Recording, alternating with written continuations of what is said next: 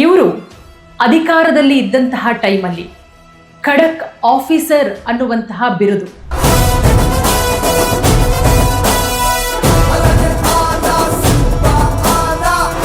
ಇವರು ಅಧಿಕಾರದಲ್ಲಿದ್ದಂತಹ ಟೈಮಲ್ಲಿ ರೌಡಿಗಳು ಯಾರು ಕೂಡ ಬಾಲ ಬಿಚ್ತಾ ಇರಲಿಲ್ಲ.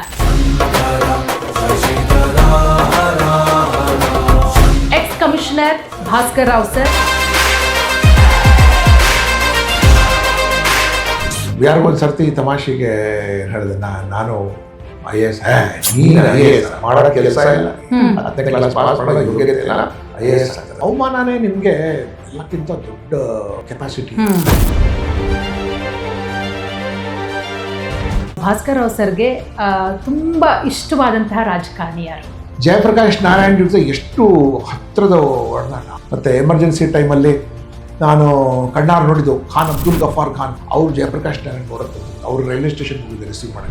ನನಗೆ ಕಣ್ಣಲ್ಲಿ ನೀರಾಗಿ ಎಷ್ಟು ದುಃಖ ಆಗುತ್ತೆ ಗೊತ್ತಾ. ನಾನು ನೋಡಿರೋ ಬೆಂಗಳೂರು 70ನೇ ಇಸ್ವಿಲಿ ಮಾಡಿ ಬಸ್ ಇತ್ತು ಬೆಂಗಳೂರಲ್ಲಿ, ರಸ್ತೆ ರೈಲಿತ್ತು, ಅಗಲವಾದ ರಸ್ತೆಗಳು, ಮತ್ತೆ ಬೆಂಗಳೂರು ನಮ್ಮದೇ ಆಗಿತ್ತು, ಎಲ್ಲಿ ಹೋದರೂ ಕನ್ನಡ ಆಯಿತು. ಇವತ್ತು ನಾನು ಗಾಂಧಿ ಬಜಾರಲ್ಲಿ ವ್ಯವಹಾರ ಮಾಡಬೇಕು ಅಂದ್ರೆ ಹಿಂದಿಲಿ ಮಾತಾಡಬೇಕು. ಆಸ್ತಿ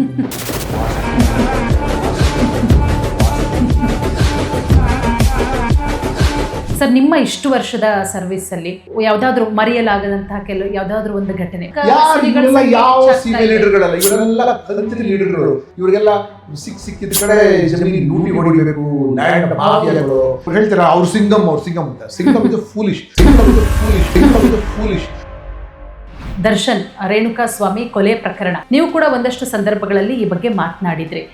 ಈ ಕೇಸ್ ಬಗ್ಗೆ ನೀವು ಯಾವ ರೀತಿ ಅನಲೈಸ್ ಮಾಡ್ತೀರಾ ಸರ್? ಏನು ಹೇಳ್ತೀರಾ ಸರ್?